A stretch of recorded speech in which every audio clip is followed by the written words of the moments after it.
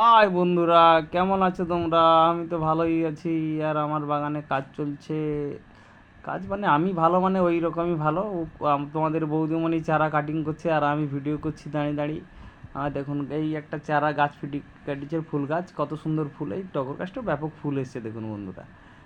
এই দিকের গাছগুলো তো কাটিং করছে ও। এগুলোতে শিকড় চলে এসছে। আমি লেবার দিয়ে 1 মাস আগে এটার গুল বাঁধা হয়েছিল, গুল মানে মাটি বাঁধা হয়েছিল। আর ওগুলো শিকড়েছে, কাটিং চলছে। গাছটা কত সুন্দর, ভেরি লুক দেখুন।